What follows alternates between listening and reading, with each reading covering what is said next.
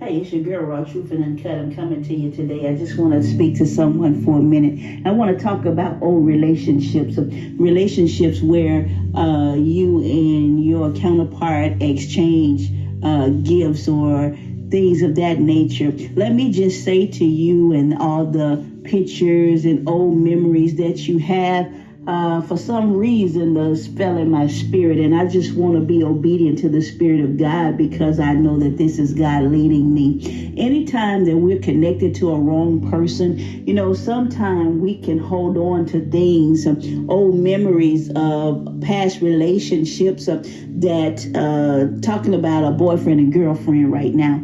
Anytime you hold on to old memories of a boyfriend or old boyfriend or old girlfriend, or either an old friend that you were intimate with, and they begin to buy you things and things of that nature, but you had no intention on being with them. It was just a sexual relations type of communications and get with type of thing. Let me say to you today, if there are any old pictures, if there are any old text messages, old phone numbers, old clothes or jewelry, let me say that you need to start to get rid of everything, even down to undergarments. You need to begin to get rid of everything that they bought you. Why? Because there's still a point of contact,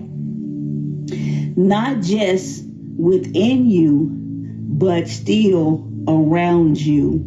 And every time you go to wear something that they bought, or every time you go through your phone, you seeing their number, their name, or you're seeing pictures, things of that nature, you want to begin to cut that off, because you'll take that baggage into your new relationship with you, and you'll have to give answers and account for the reasons why you're still holding on to them if they don't mean anything to you. But if you are true and sincere about the individual that, let me just retract that.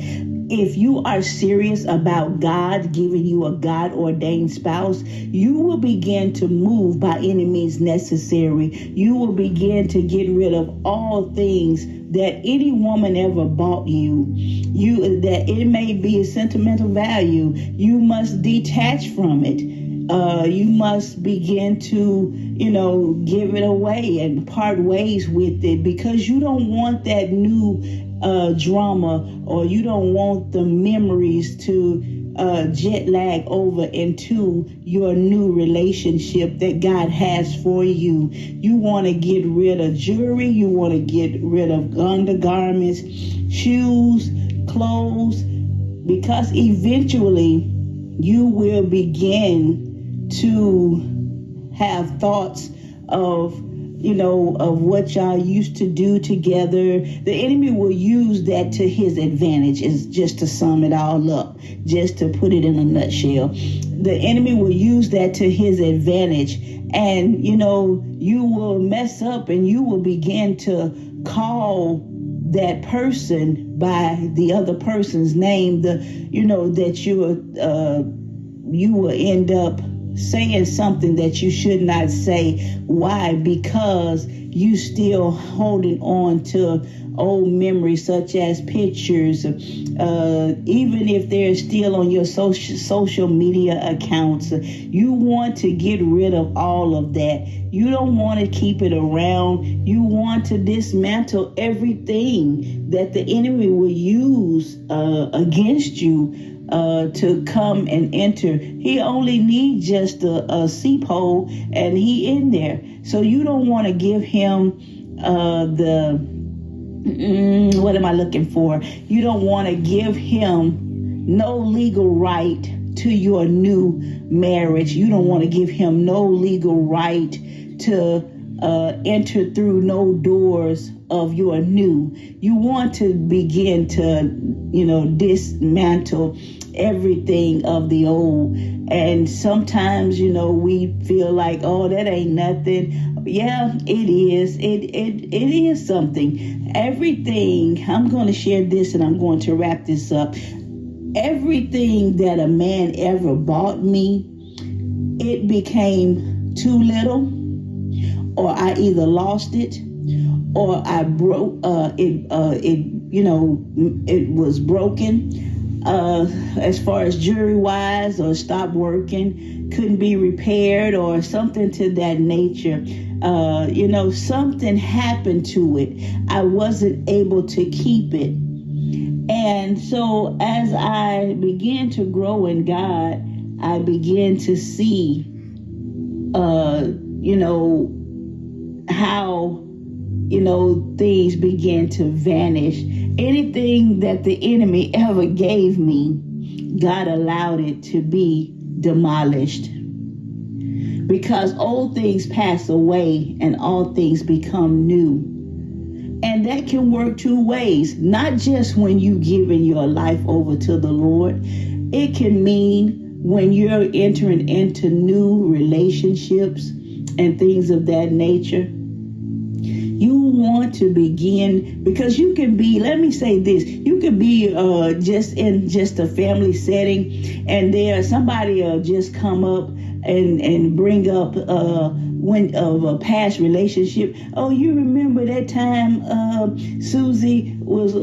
and Susie was walking the beach and the wind started to blow. I'm just using this as an illustration, but this is what will happen, because this is somebody that maybe the individual used to like and they used to care about.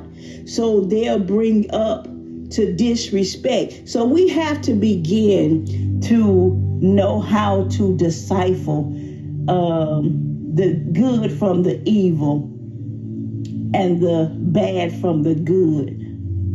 Because you gonna have people that don't agree with the decision that you made in a God-ordained spouse. You're gonna have some people that didn't agree or don't agree the choice that God made for you. So at the end of the day, you just make sure that you are not allowing people to get in your ear.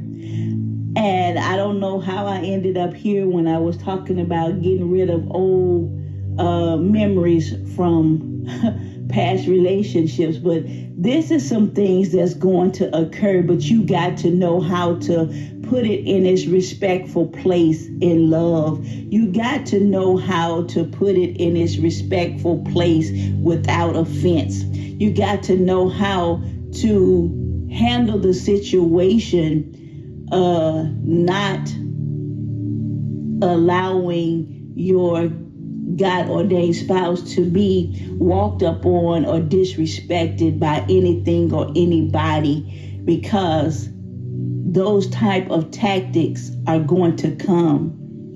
So you have to begin to know that you got to weigh your options, because there's always a way that seems right to a man. They may not agree with how you are living now. They may not agree to you pulling away and doing, what God has called you to do, but you got to make a firm stand. Because guess what?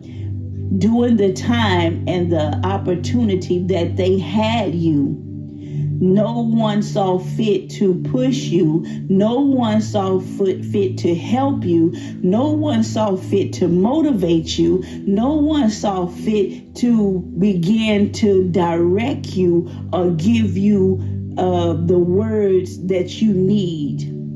Everybody saw fit. Oh, I need this.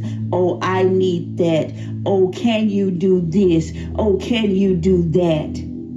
So with that being said, Many will try to pull you in so many different directions once your God-ordained spouse step on the scene. But you must know that God is giving you a counterpartner that will not allow people to dictate to you what you need to be doing. They will no longer be able to mishandle you or use you for only their benefit.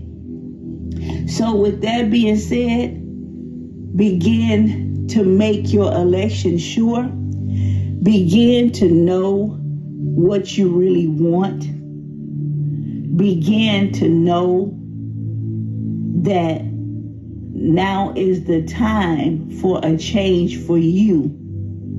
Only you can make that decision.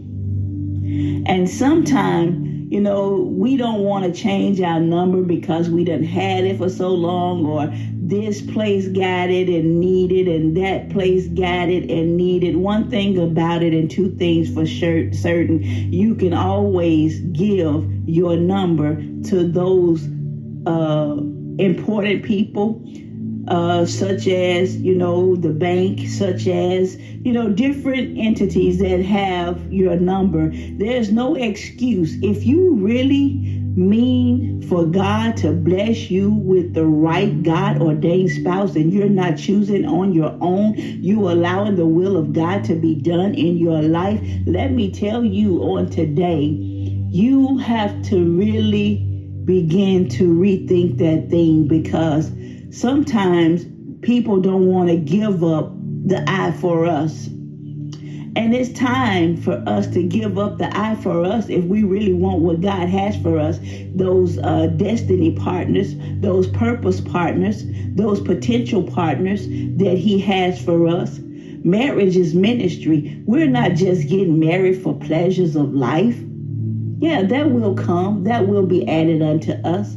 But marriage is ministry, and we have a work to do for God. So, the things that we used to do, we won't do them no more. So with that being said on today, I pray that it's something that was said that will benefit you and help you and be a confirmation to you or be an eye-opener to you. You don't have to argue, rant, and fuss about little petty things, about little simple things, because if a person really wants you, they gonna show you that they want you. If a person really misses you, they gonna show you with actions and not words. I could tell a person I love them every day, all day long, but until they see my actions, that don't mean nothing. Let me tell you, when God sent Jesus to the cross to die for our sins, He showed us how much He loved us. So we got to put actions behind our words. We just can't tell a person, oh, I miss you. And guess what? You're not showing me that you miss me. You just telling me that you miss me. And you may be just saying that just for the moment. Why? Because you see me now. You didn't make yourself known to me that you miss me before you saw me, before I came in your presence. So look, let's just begin to be honest with ourselves, and let's be honest with the one that we're supposed to spend the rest of our lives with. Let's not mislead and mishandle those that God has truly ordained for us. So with that being said, until next time, my friend, thank you for joining me on Raw Truth and Uncut. Be blessed.